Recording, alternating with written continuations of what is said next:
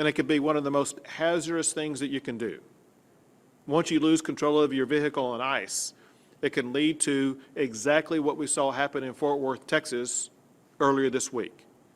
We as a state, and everybody in this state, we should have several collective goals over the next few days, one of which should be that we will not replicate what happened in Fort Worth, Texas, that we will not allow anybody else to be involved in these mass accidents or any accident of any kind.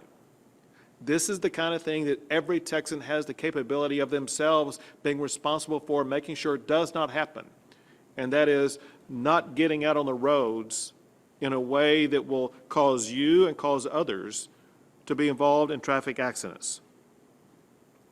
The DPS director also said that all travelers will be very vulnerable.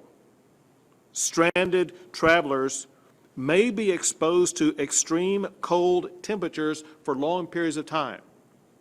Imagine if you're out on the roadway and you run out of gas, or imagine if you're on the roadway and you run into snow and you're incapable of moving.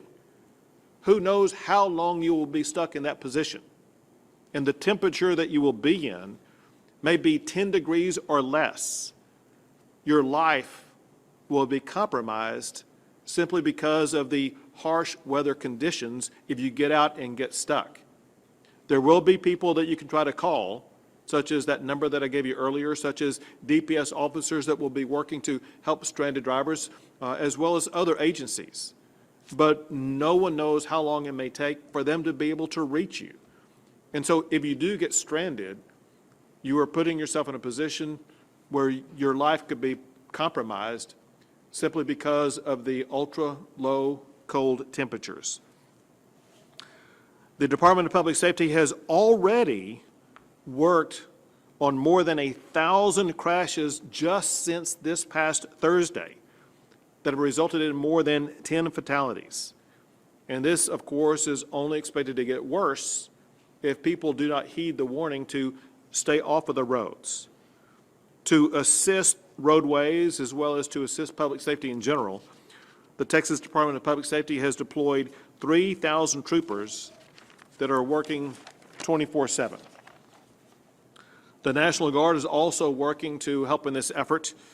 They are working primarily to assist the Department of Public Safety as well as other state agencies to help things like stranded travelers. They will also be conducting welfare checks in remote areas across the state. And so let me explain this a little bit. There are so many areas across the state that may not be within cities and may not have easy access to things that people need. There could be areas where people run out of power or people get stranded out in fields, whatever the case may be. The National Guard will be there to try to help, but they may not know exactly where everybody is who is in a difficult situation. Again, if you find yourself in a difficult situation, reach out and call local law enforcement, call whatever you need to call, including the number on the back of your driver's license, so that people can try to come help you. But just know that the National Guard will be there to assist people in remote areas.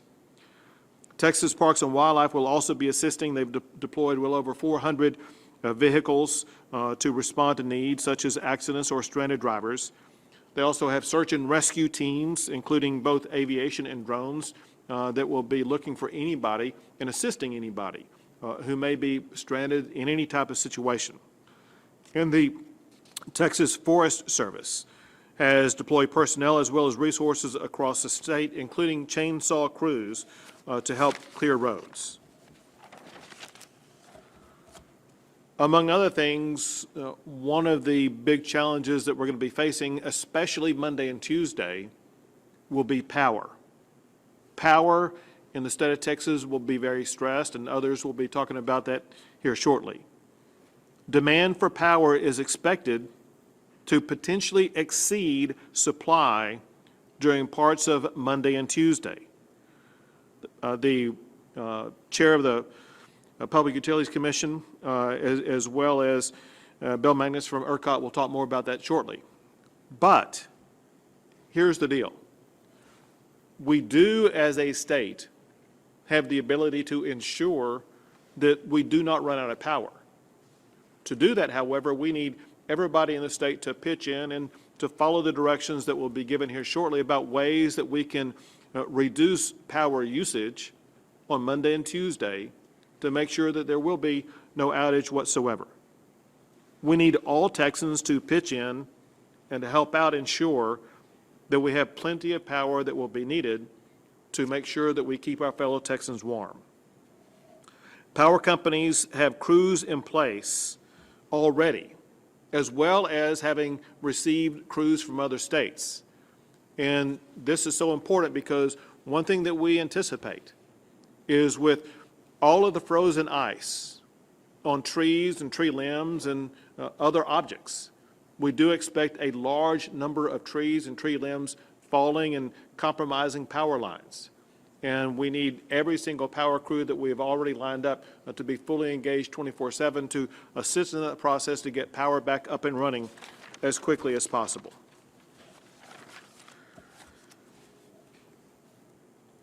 In addition to the state disaster declaration that I've already made, our team has already spoken with the White House and let them know that as soon as we finish our press conference here today, I am asking for a federal emergency declaration, and that formal request will go in momentarily. This is going to be a very challenging time for Texas and for Texans, but it is a challenge that we know that our fellow Texans are up to. And if everyone follows the responsible steps that they themselves can control, we are going to get through this challenge in ways that reduce the loss of life, that maximize our ability to access the power that we need, and that also maximizes the safety and security of everybody in this state.